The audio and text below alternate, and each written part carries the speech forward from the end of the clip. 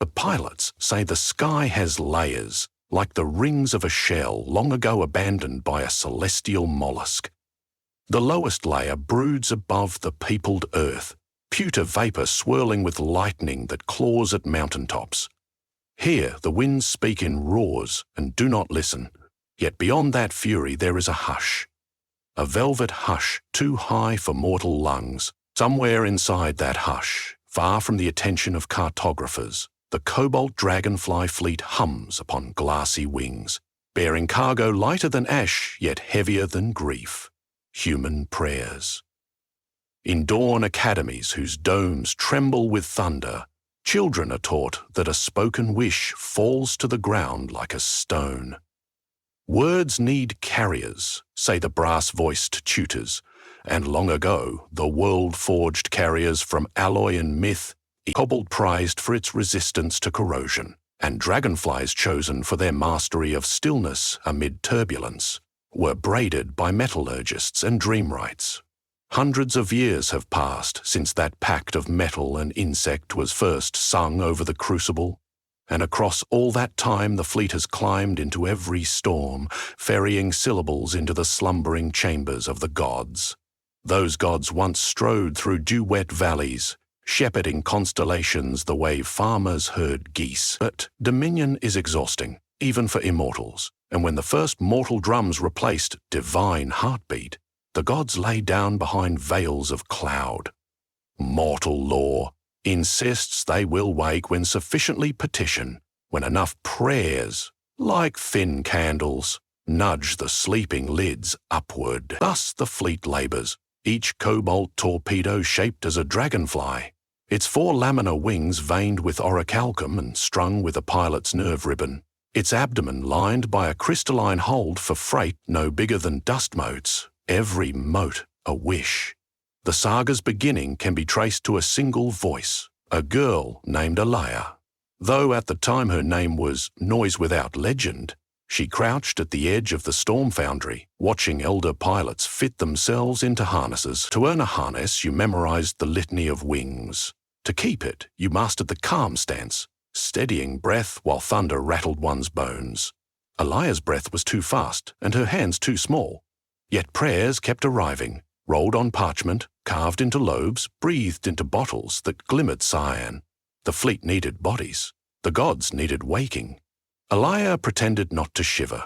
On the day of conscription, cobalt frames leaned against the hangar walls like giant folded insects. Wing panes reflected arcs of lightning outside the archway. Captain Luzandar, whose beard was silver and whose throat glowed faintly from decades of prayer exposure, beckoned the recruits close. "Remember," he told them, "storms aren't enemies. They're corridors. The enemy is the silence between lightning." He spoke of air so empty it ate sound, a hollowness that could swallow an entire wish. "We pierce that silence," Luzandar concluded, with hope sharp as a stinger. Each pilot swore the oath of conveyance. "No plea shall perish under my watch, no tempest shall turn me aside." Then they stepped into their dragonflies. Velveteen straps tightened. A spine socket connected pilot to machine, letting the two share balance. Alaya felt wings rise behind her, felt the pulse of cobalt coils storing heat from the forge. She tasted steel at the back of her tongue, communion between flesh and artifice, and wondered if that was how gods tasted prayer. Launch platforms retracted, flinging the fleet into churning graphite clouds. Rain hammered the fuselage, yet the wing's sapphire membranes repelled every droplet. With jaw clenched, Alaya coaxed her vessel upward. She followed Luzandar's beacon while lightning cracked below. Prayer canisters in her hold glowed aquamarine, each one whispering. "Carry me," sighed a mother, begging for her son's fever to break. "Carry me," murmured a farmer, pleading for rain in the right season, not the ruinous one. Their combined murmur was almost a song. Midway through ascent, a bruise coloured the sky, a rolling blemish, audible as nothing. Alaya felt it through the hull. Silence was approaching. Long ago, storms birthed this anomaly, a zone where sound died, wings stalled, and prayers dispersed like ash. Veteran pilots told stories. Lose yourself there, and one became a ghost escorting ghost wishes. Luzandar steered the squadron sideways, but silence widened with predatory patience. Booms of thunder dwindled into muffled coughs. The squadron's chatter on the etheric channel guttered, words shredded into static. Alaya's heart ricocheted against ribs. She recalled the calm stance. In, hold, out. She angled her dragonfly's dorsal plane, skimming the edge of hush. Below, two vessels slowed, their wings quivering as if forgetting how to beat. Their holds flickered, prayers dimming. Alaya dove, locking grappling hooks onto their tails. Using the energy stored in her cobalt coils, she dragged them outward. The motion yanked muscles in her shoulders, pain sparking up her spine socket. Yet slowly, the silence relinquished its prey. Sound rushed back in rain, wind, the distant rumble of skyfire. The two pilots rebooted their engines. Their gratitude arrived as flickers across the comweave. Luzandar's voice, shaky but alive, crackled. Fleet, we proceed. Heads high. Gods waiting. Past the silence lay the cloud hollows, vast caverns inside storm bodies where sheet lightning lit walls like stained glass. Here the air steadied, as if the storm itself paused to wonder. In the largest hollow, suspended mid-ski like a cathedral navel, floated an island of lapis condensation. On that island squatted the Dream Anvil, chiseled from meteoric iron. Each cobalt dragonfly moored itself, wings folding along its spine. Pilots disembarked, boots squelching on cloud matter made semi-solid by electrostatic tension. They formed a circle around Luzandar, who lifted the fleet's oldest reliquary, a polyhedral prism smoldering with amber fire. One by one, pilots unlatched their holds and poured their cargo into the prism. Prayers rose in spirals, clustering like fireflies around a lantern. When the last mote entered, the prism bloomed into a floating arrow, nosing upward toward the farthest strata of sky, that velvet hush where gods slept inside spheres of ice and thunder. The prism would travel beyond pilot reach. Its payload depended solely on momentum and divine appetite. The fleet watched until the arrow dwindled to a spark, indistinct from stars. Ceremony complete, they prepared descent. The winds shifted violently. A roar unlike thunder reverberated, the rumble of entire cloud continents collapsing. Alaya looked up and saw the prism's spark tumble sideways, caught in an eddy. From the banking of light she deduced what the elders once dreaded. The gods' dreaming had soured. Rather than draw prayers, their somnolent minds were exhaling despair, turning airfields chaotic. Another current slammed the fleet, moorings ripped free, pilots staggered. Luzandar barked, "Mount up! We'll shepherd the arrow!" Dragonflies reignited. Alaya's wings flared cobalt. She shot after Luzandar, who pursued the faltering prism heading for a chasm in the cloud floor. If it fell back into the turbulent layer below, its harvest would scatter uselessly, and hopes would fall like extinguished sparks onto cities already battered by drought and plague. The arrow veered again. Luzandar aligned his fuselage, extending docking talons. A jolt. He had it. Over interlace, he grunted. "I have acquisition. Provide thrust." Alaya and 3 others paired on either side, linking energy conduits. But silence was not finished. A second blister bloomed around them. Sound sloughed away. Engines stuttered. The arrow's glow dimmed like a candle starved of oxygen. Within that hush, Luzandar's voice was inaudible. Yet Alaya heard something else. The prayers. No longer whispers, but crystalline words riding the nerve ribbon inside her spine. Child's laughter yearning to heal a war-wounded father. Elder's plea to remember her name as memory rotted. Lovers' wish that 2 nations taste peace. Thousands layered, overlapping yet distinct. All lean toward the same longing. Be delivered. Something inside Alaya answered. A resonance carved from every night she'd knelt on tile floors, asking if anyone heard. She realized a dragonfly was merely a shell. She, the pilot, was the real vessel. If the silence devoured metal, perhaps flesh and will could bypass it. She unclasped the harness. Immediately, cold skewered her, wind ripping at hair and lungs. She clutched the arrow, feeling its facets vibrate against her sternum. Lusander's eyes widened behind his visor, confusion melting into comprehension and sorrow. Alaya drew the prayer glow into herself. The prism liquefied against her chest, seeping in like molten dawn. Every wish struck her bloodstream, searing, sweet, impossible. Her vision refracted into constellations. She plummeted for a heartbeat, then stretched arms outward. Cobalt shards from her hollow dragonfly whirled around her body, magnetized by the new furnace under her skin. Shards fused, forming wings of living metal sprouting from shoulder blades. Alaya was both insect and storm, mortal and myth. Silence buckled. Sound returned in a sonic boom that rattled the fleet. Alaya rose, self-propelled, arrow now heart, heart now arrow. She soared through the collapsing hollow, ascending faster than thunderbolts. The barrier of storm layers cracked before her, revealing the upper velvet hush. Here the air was thin as memory, yet she breathed the prayers like oxygen. She saw them, gods curled inside translucent cocoons spun from ionized frost. Their bodies were oceans with rib cages for continents. Their eyelids flickered, dreams painting nebulae on inner skies. Alaya hovered before the nearest shale, goddess of wellspring, whose breathing drove morning tides. Shale's brow knotted as though nightmares prowled her sleep.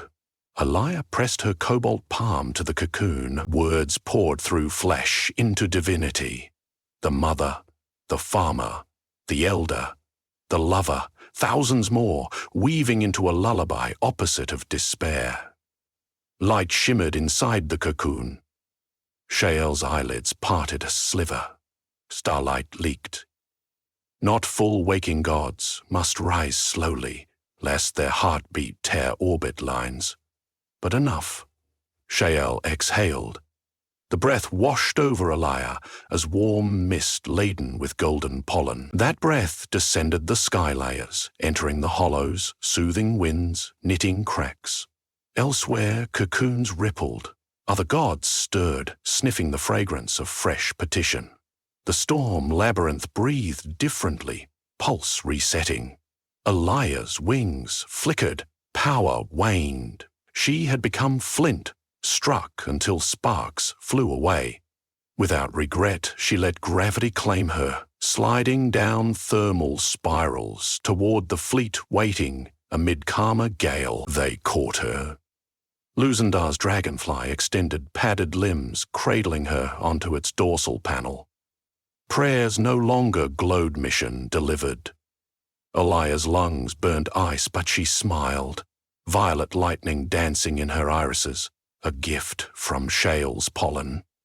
She was more scar than skin, more echo than bone, but she lived. The fleet descended, clouds parting like theatre curtains. Villages below peaked at newly gentle rain.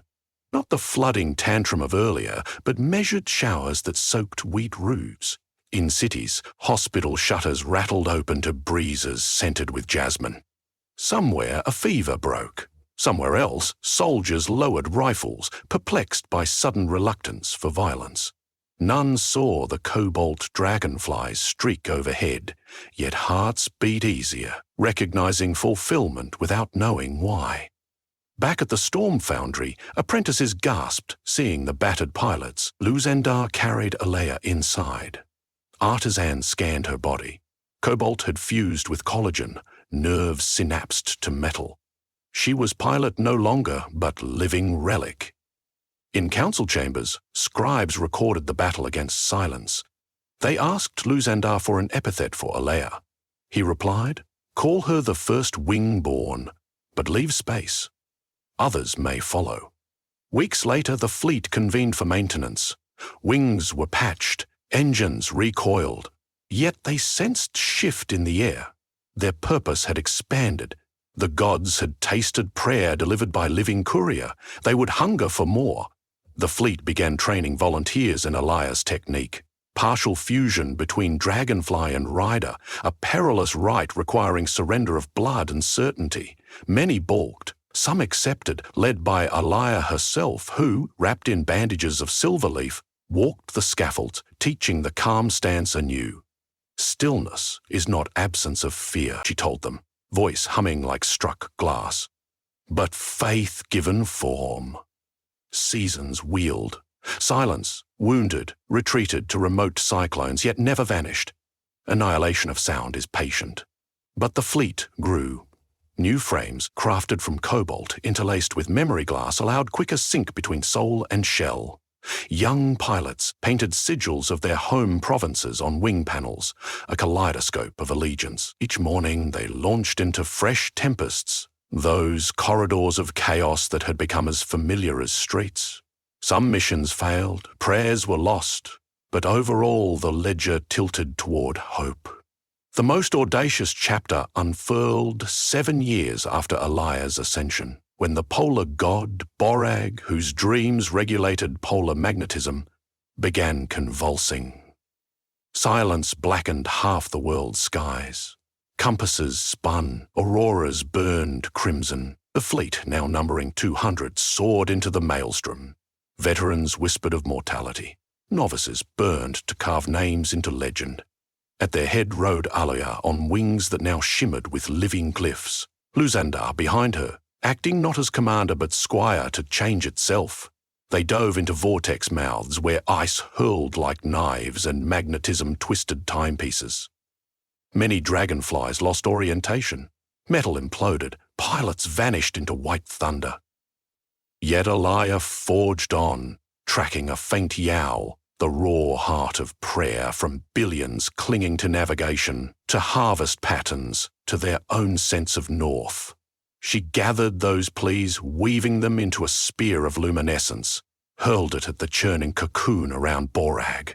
Crackfrost shattered. The gods' thrashing stilled. A wave of polar light rebounded, turning silent shards into music, chimes of wind that scattered across hemispheres. Compasses stilled. Auroras shifted to calming emerald. At campaign's end, only 60 dragonflies limped home, their hulls scarred, their prayer holds radiant. Monuments were forged to honor the fallen, each pillar capped by a cobalt wing fragment pointing skyward. Children now play beneath those monuments, flinging paper dragonflies that twirl toward clouds.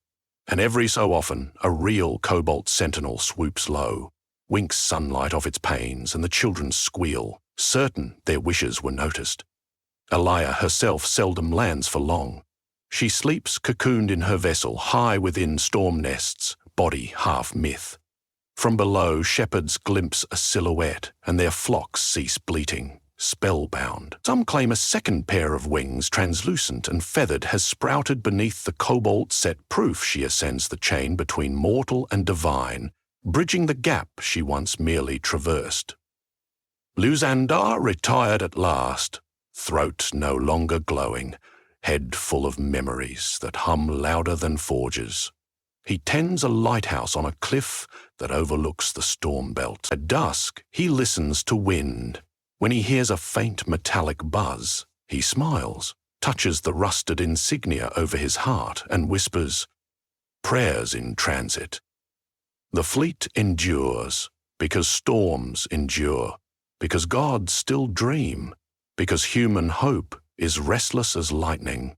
Somewhere right now, in a candlelit cottage, a young baker mutters a wish for courage to propose. The sigh slips through a cracked window, rises up the night air, and joins countless others drifting invisible above rooftops. Dawn will find those wishes congealed into tiny blue sparks traveling the updraft. High overhead, cobalt engines flicker awake. Pilots fasten harnesses, checking prayer holds. Wing membranes snap open with the sound of map pages turning. Eliah's laughter crackles across the ether. "Storm front in 10 breaths, my kin! Let's ferry the impossible." They plunge into roiling darkness. And the saga continues.